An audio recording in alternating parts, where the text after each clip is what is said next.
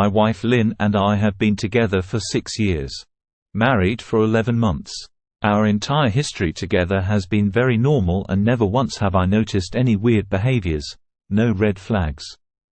I can't stress enough how out of character this whole thing is for her. Lynn is very kind, intelligent and thoughtful. She's always been the no-nonsense type of person. Being childish, or trying to scare me is not something she'd normally do. She doesn't even like watching horror movies. When we first started dating, she agreed to watch The Shining with me because she knew how much I loved horror. She was so scared that she didn't even make it through half of the movie before we had to turn it off. She is not into anything creepy, and has never been into pranks. It's just not her cup of tea. And that's fine. But that's what was so strange about this. It's just so unlike her. I should also add that she never had any mental health issues, and as far as I am aware, it doesn't run in her family. I know some people are able to hide their mental health problems, but in the 6 years we've been together I think I'd have seen some sort of sign. 2 months ago, I was in the kitchen making myself some coffee before work. I was running a bit late that morning, and knew I wouldn't be able to make it to Dunkin' Donuts for my usual morning fix. I took a sip of my coffee as I hurried down the hall towards the front door, when I happened to notice Lynn peeking at me from around the corner ahead of me. I could only see her eyes, and a strand of her long dark hair hanging against the wall. The rest of her body was concealed behind the corner. I nearly spilled my coffee when I saw her. I did burn the shit out of my lips. "Geez, Lynn," I said, wiping a few drops of coffee from my pants. "You scared the shit out of me." She immediately popped out of view like a little kid that had been caught.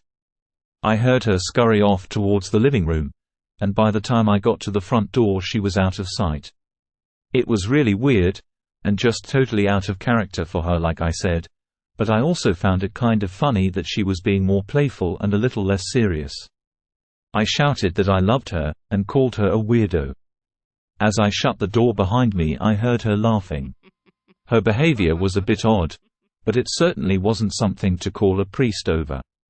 I forgot about it by lunch, and by the time I got home she was her normal self. I didn't bring it up and neither did she, and life went on. The next incident happened 3 days later. It was around 2 a.m. I had woken up to get a drink.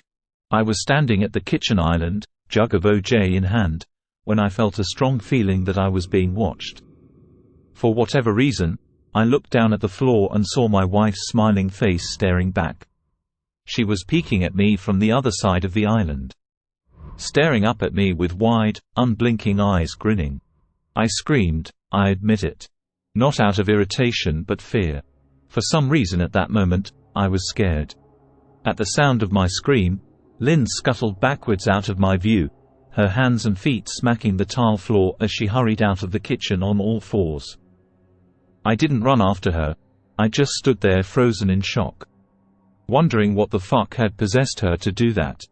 It took me a little longer than I'd like to admit to go back upstairs, but I eventually did.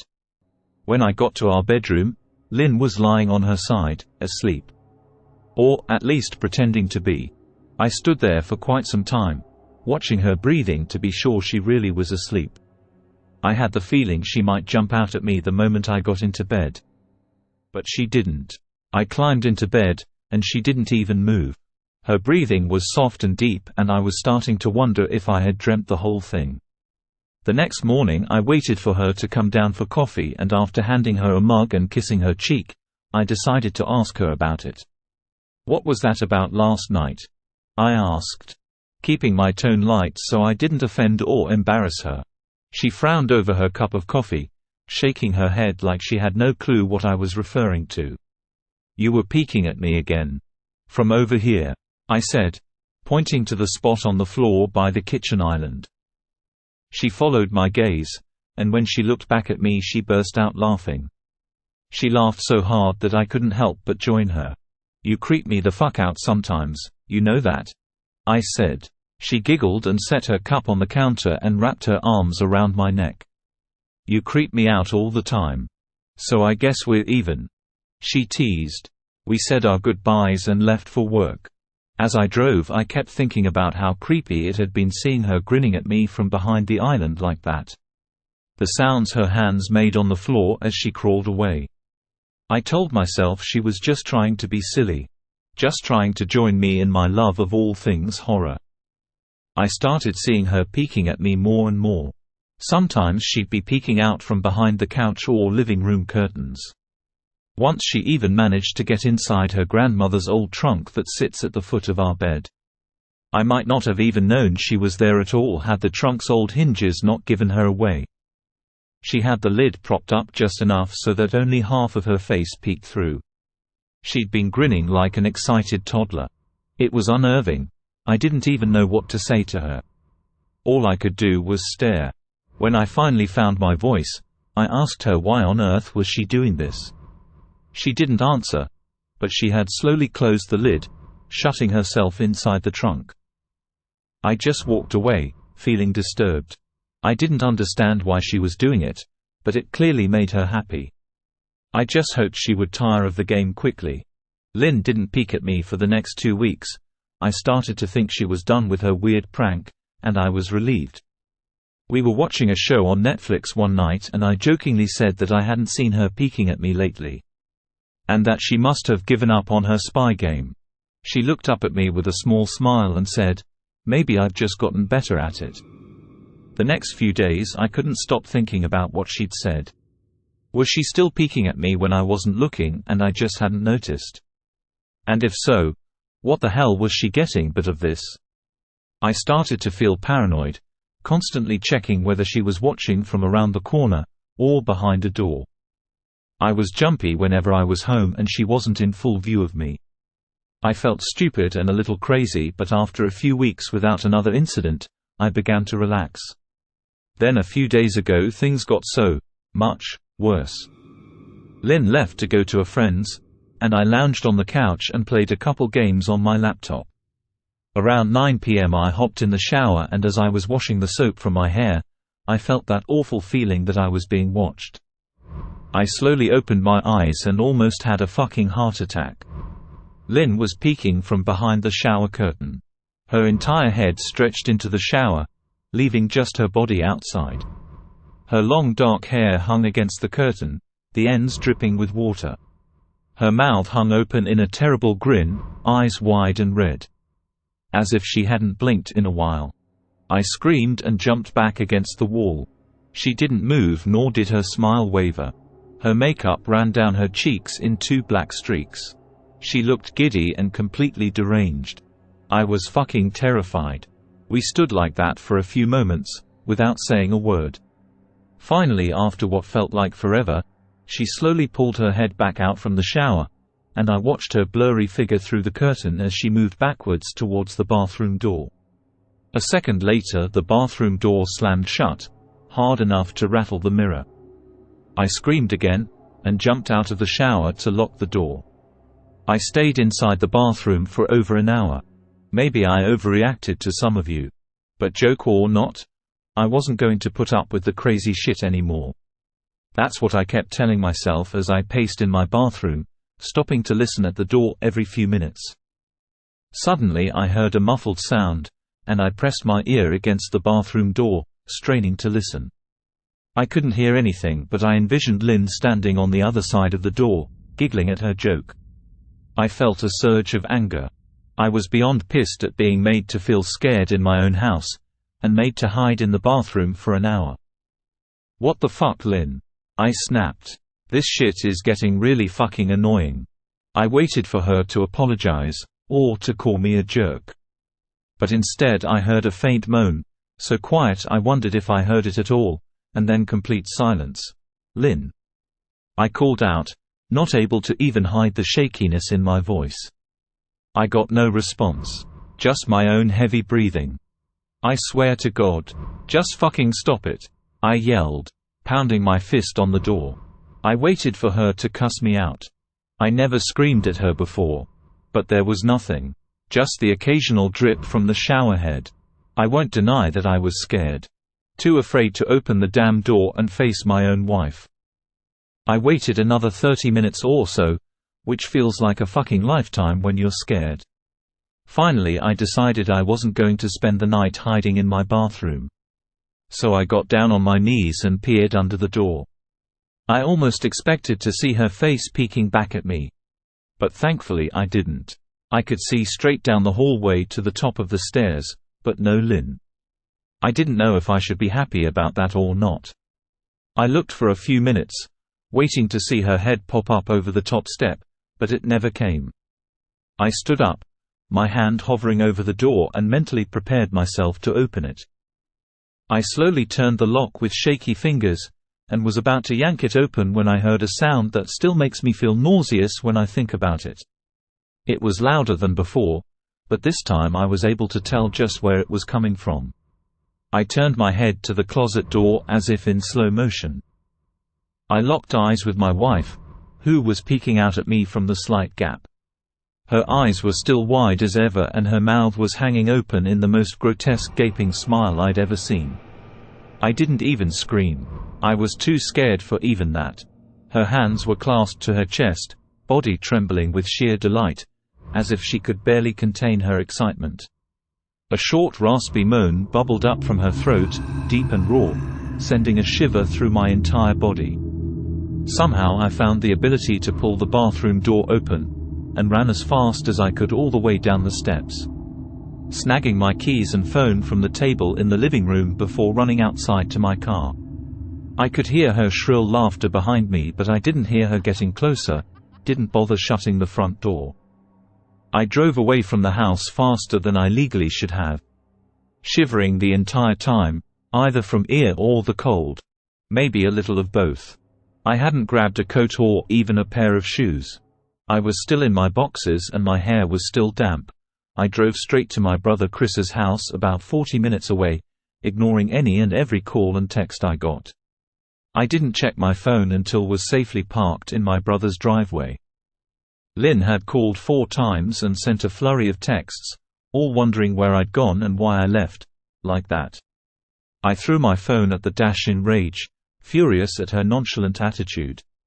My brother and his wife were surprised to see me, especially dressed in just a pair of boxers, but told me to stay as long as I needed.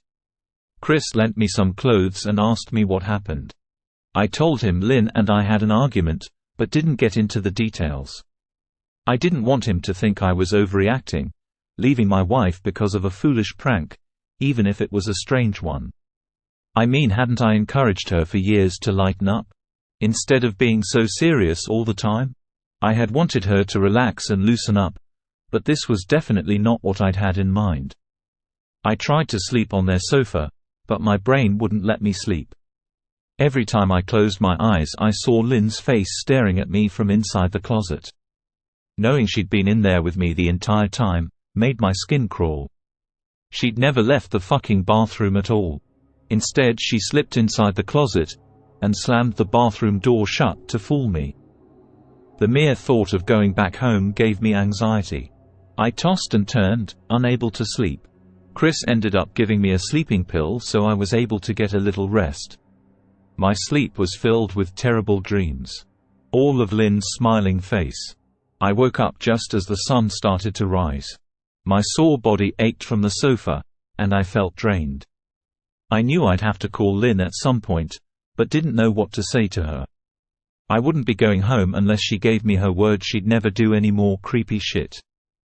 I just wanted my wife back. Her normal serious self never looked so good to me. I was contemplating calling her and telling her that, when that familiar feeling came over me, I was being watched. I was staring at the ceiling, my heart in my throat. I didn't want to look away, but the longer I ignored the feeling the worse it got. My eyes drifted away from the ceiling almost on their own. Her face was pressed up against the window beside the couch, staring down at me with that same gaping smile. Drool dribbled down her lips, leaving 2 long streaks down the glass. I didn't know how long she'd been there, but something told me she'd been there, possibly all night. Anger trumped any fear I felt at that moment. I jumped up from the couch and pounded my palm against the glass. "Lynn, are you crazy? What the hell is wrong with you? Just go home," I shouted. "Now." She didn't move, and her ghastly expression never changed. If anything, her smile only grew, as if she had never been more elated. I could hear Chris and his wife moving around upstairs, as if Lynn could hear them from her place outside. Her head twitched slightly in the direction, and she began to close her mouth slowly. Chris called my name from upstairs, obviously concerned. I turned to see him and his wife Rebecca hurrying down the steps. When I turned back to the window, Lynn was gone. The only sign she'd been there at all was the 2 streaks of drool still dripping down the glass. I tried explaining to Chris and Rebecca about waking up to see Lynn watching me through their window. They were skeptical. Who wouldn't be? Chris and I went outside to the spot in front of the window, but there were no footprints in the dirt. Just a slight indent. Animal probably, Chris guessed, and I didn't argue. He and Rebecca assumed I dreamt the entire episode, but they didn't understand. And I was too tired to explain it to them. I called out of work that day and turned my cell off. I did not want to face Lynn. Just talking to her was too much for me at that point. I really started to believe something was wrong with her. That no matter what promises she made, we'd never be the same again. The thought saddened me to my core. I cried most of the morning. By noon I figured I was ready to confront her. Give her one last chance to explain herself. I could at least give her that after 6 years, I told myself.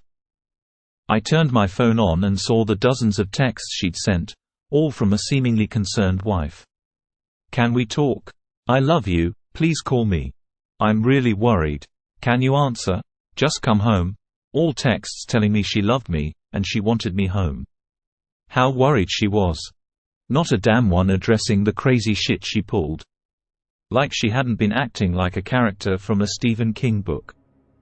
Even her texts were different.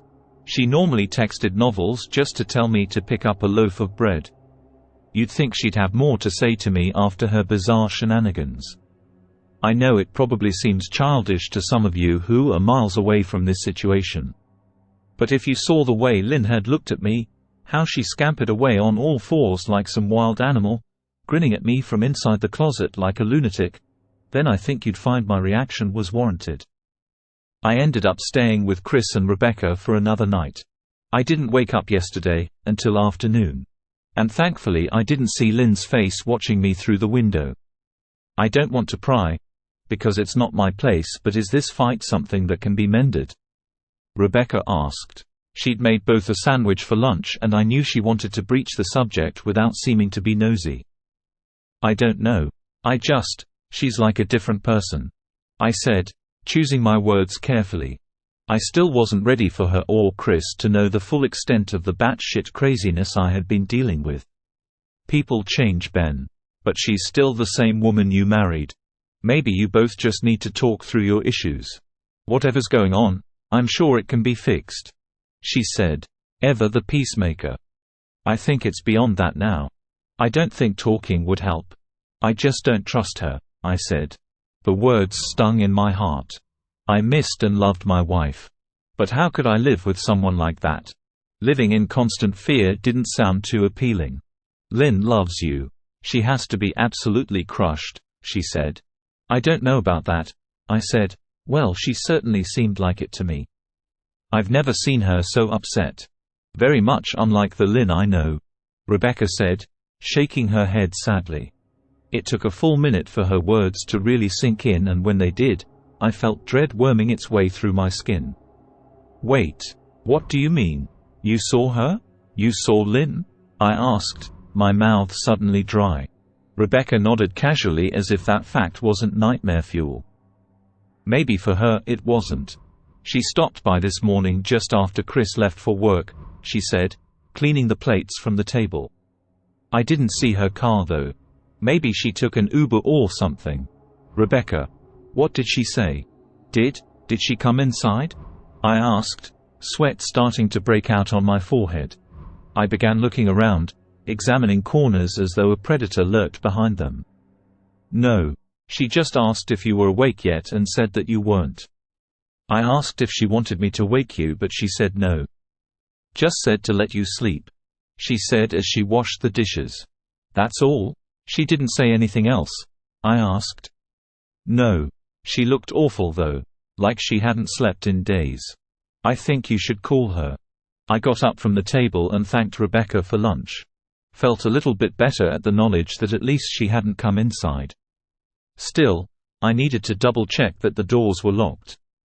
I tried to figure out what to do next. I didn't want to go home, but I felt that I owed it to Lynn to help her if I could. Hadn't I sworn an oath to love and honor her through sickness and in health? Clearly she was very sick. If she was sick, which I truly believed she was, I had to try and get her the help she needed. But I didn't even know where to start. I didn't want to call the police, and besides, what the hell was I going to tell them? That my wife was peeking at me? That she was being creepy? As bizarre as she'd been, she still hadn't committed any crime, not yet anyway. The police would have said that I was overreacting. But this wasn't some prank. It felt wrong. Dangerous even. Like something sinister lurked beneath her smile. I knew as her husband I was well within my rights to have her committed, but what if she simply acted normal in their presence? She'd obviously been able to fool Rebecca into thinking she was just a concerned wife. As long as the doctors didn't find her a danger to herself or others, they'd have no choice but to release her after 72 hours. I felt lost and overwhelmed, so I did what any husband in my position would do.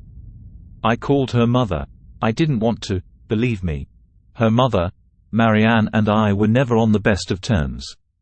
We'd never fought or anything like that. She just wasn't a very warm person, and wasn't really easy to get along with.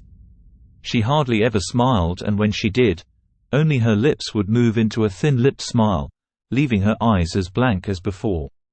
She gave off this aura that felt like she was permanently on the offensive. I'd only met her twice, and both times were for such short visits. I got the impression she didn't approve of me for her daughter. Lynn always ushered out quickly, as she didn't want me to feel uncomfortable, which I was grateful for. Being in her mother's company felt almost unbearable. Like walking on glass.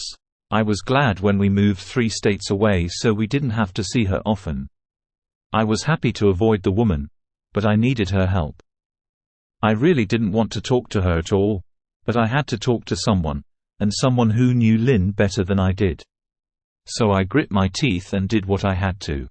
"Yes," she answered, already sounding irritated. "Marianne. It's me, Ben. Do you have a minute to talk?" I asked. I could hear her cluck her tongue in irritation. "I'm in the middle of writing some checks, but if you insist, I suppose I can spare a moment." "What is it that you want to discuss, Benjamin?" she said. "It's about Lynn. She's been acting strangely, and I was wondering if you had any idea whether there was something." I was quickly interrupted. "It's a bit difficult to follow your rambling, Benjamin. What is that you want from me?" she asked. I could almost see her standing there in her thin sweater and slacks, tapping her fingernails impatiently on the table. "I wanted to know if you'd ever noticed any odd behavior, or possibly any mental health issues," I asked. There was a long uncomfortable pause that I couldn't tell was because she was just thinking, or something else. Finally, after a few seconds, she spoke. "I'm not sure if this is one of your jokes, Benjamin. But if so, I don't find the humor in it. Now I do have business to attend to, as I've said, so if you don't mind," she said, but I cut her off before she could get rid of me. "Marianne. It's not a joke. I'm sincerely concerned about Lynn's mental health. Her behavior has been very erratic lately. I'm very worried about her, and I figured as her mother you would be as well," I said, my frustration evident in my voice. "If you're truly concerned, then I suggest you get the health professionals involved." "I don't know what you expect of me," she snapped. I could tell she was seconds away from hanging up, and for some reason I was desperate not to let her. I had the feeling that she knew a lot more than she was letting on. "Please. If not for me, do it for Lynn." I heard a faint shaky intake of breath, as if she were trying to hold her steely persona together but failing.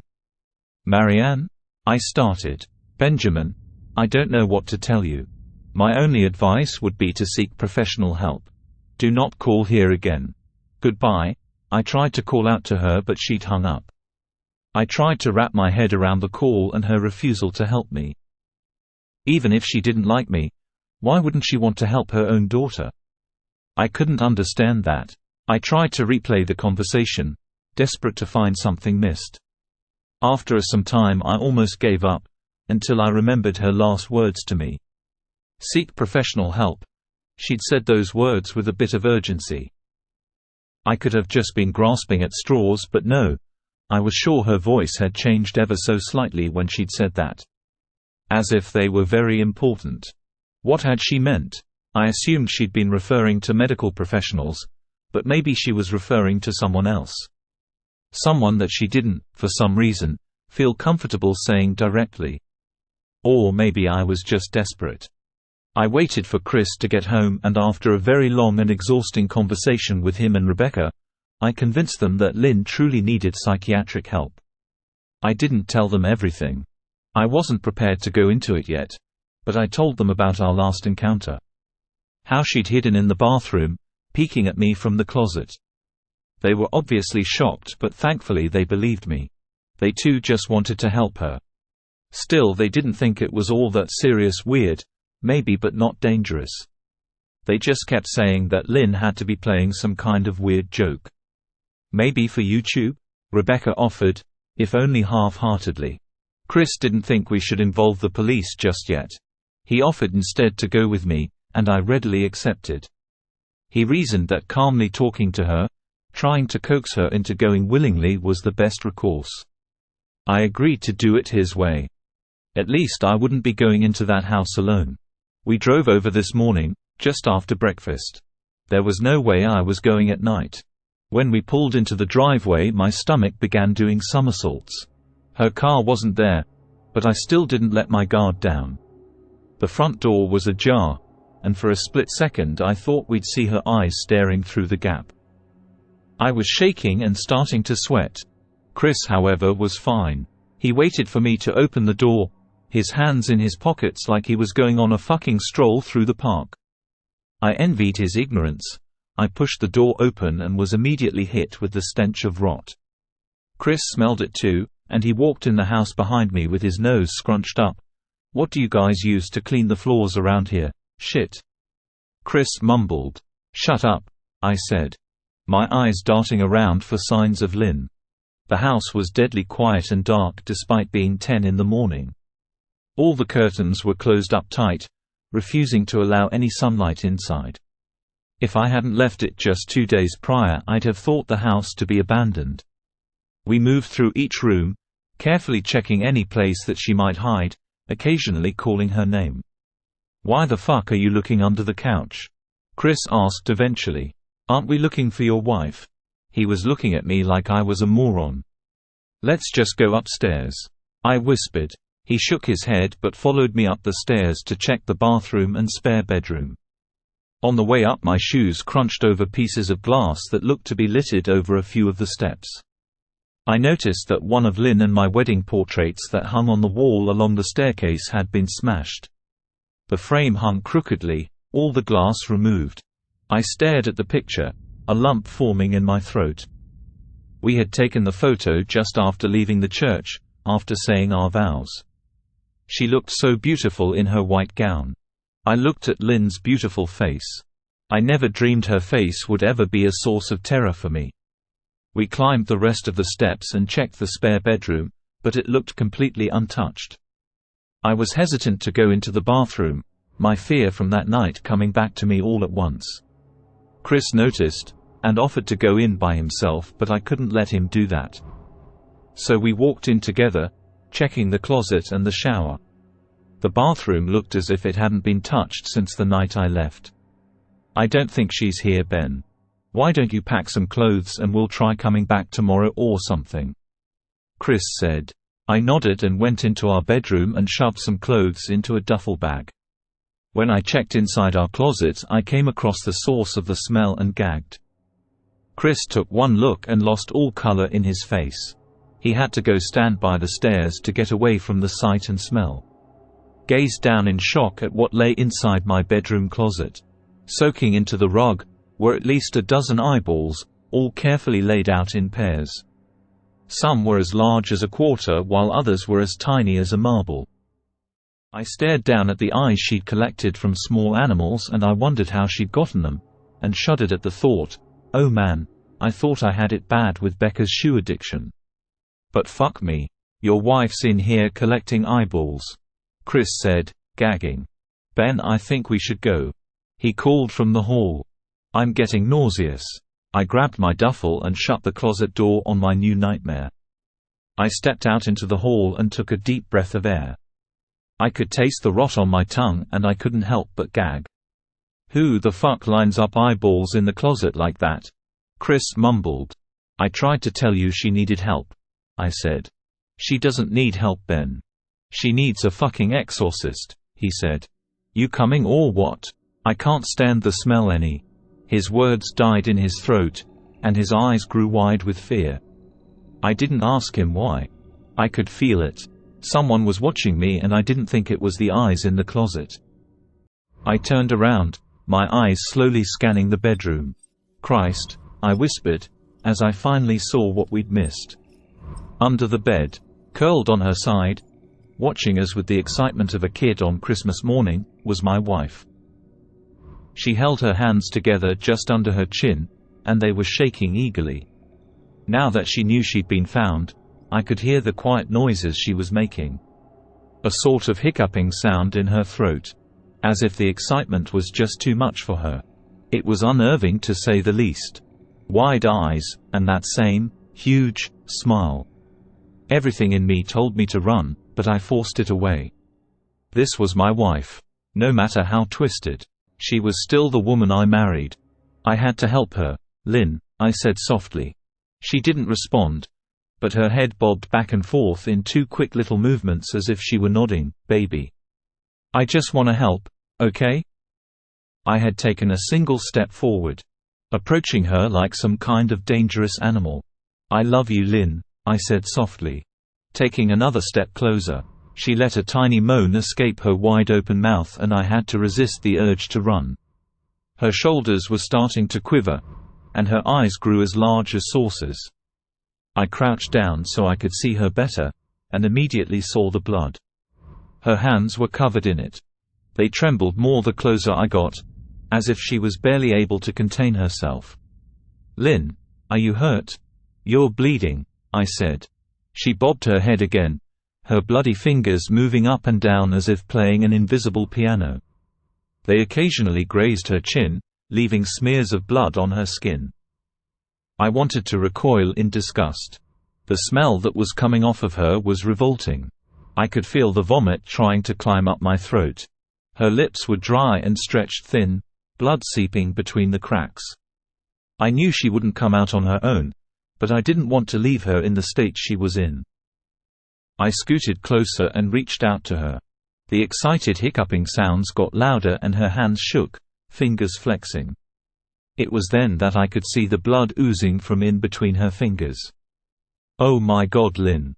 You're bleeding, I said. Instinctively I reached out to take her hand, but before I could even touch her, her hand sprang out towards me. A sharp pain shot through my arm, and I fell back on my ass. My arm burned, and I could see the blood dripping down onto the carpet. I looked back at her in shock and saw her grinning madly, her fingers clutching a large shard of glass. You all right in there? Chris asked from behind me. I turned my head slightly, and nodded to him, cradling my arm to my chest. When I turned back to face Lynn, I saw that her focus had shifted. She wasn't looking at me anymore. And she wasn't smiling anymore either. She was staring past me, her eyes glaring at Chris the way a hungry lion might stare at an antelope. Her mouth was still hanging open, but it was twisted into a snarl. I got to my feet, and began walking backwards down the hall, afraid to take my eyes off her. Are you bleeding? Chris asked. The moment the words left his mouth, Lynn started fast scooting out from under the bed, the glass shard still in her fist. Chris. Run. Go. I yelled. He must have been too afraid to move because a second later I felt my back bump into him. He was still standing at the top of the stairs, staring at the horror that was my wife. Lynn had crawled completely out from under the bed and stood in the bedroom doorway, her face twisted in rage. Her whole body was visibly tense. Blood ran down her fingers and onto the floor. "Jesus, Lynn," Chris said. "Are you playing hide and seek?" I reached back and pushed him towards the steps. "Move your ass, Chris," I said as quietly but firmly as I could. Lynn bobbed her head in fast, sharp motions, and began to grin, stretching her mouth open wider and wider so that her chin seemed to touch her chest. I heard Chris mutter a prayer and then he was running down the stairs. I stood at the top of the steps, stuck between the love for a woman who clearly needed serious help, and self-preservation. "I only want to help," I said, choking back tears. Her eyes focused on me once again as she slowly lifted the glass, holding it out in front of her. She started sprinting towards me, grinning with utter excitement. Thankfully my body took over and I flew down the stairs, skipping 2 or 3 at a time. I made it to the front door before I felt her leap onto my back, wrapping her arms around my neck, her open mouth next to my ear so that I could hear those terrible hiccuping sounds up close. I shook her off me, knocking her to the floor. I felt a searing pain in my back as she went, but I tore open the front door and bolted to my car. Chris was standing in the front yard, talking on the phone with the police. I didn't say a single word, I just ran to my car and jumped in. Chris took the hint and followed me, still on the line with 911. I watched the rearview mirror, sure I'd see her there, running after. But I never did. I went straight to the ER and got 11 stitches in my arm and 3 on my back. The police asked a lot of questions and went back to the house to do a search, but of course, Lynn wasn't there. They advised me to stay with a friend or relative for a while and to file a restraining order as soon as I could, but none of those things would matter. Somehow I just knew. I dropped Chris off at home, and went to a motel an hour away. I wanted to put as much distance between me and Lynn as I could. This is where I've been for the last 4 hours. I thought maybe the police would find her. Maybe they'd get her the help she desperately needs. But now I don't think so. Because 40 minutes ago I got a text from an unknown number. Just 3 words. "I found you," and a picture attached. The picture was dark and grainy, but I instantly knew what it was. There was no mistaking my wife's eye. I started typing this out immediately after. I don't know what to do. I'm alone and scared, and can't help but feel that I'm being watched.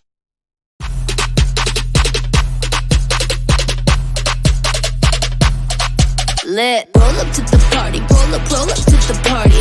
Roll up to the party, roll up to the party. Roll up to the party, roll up to the party.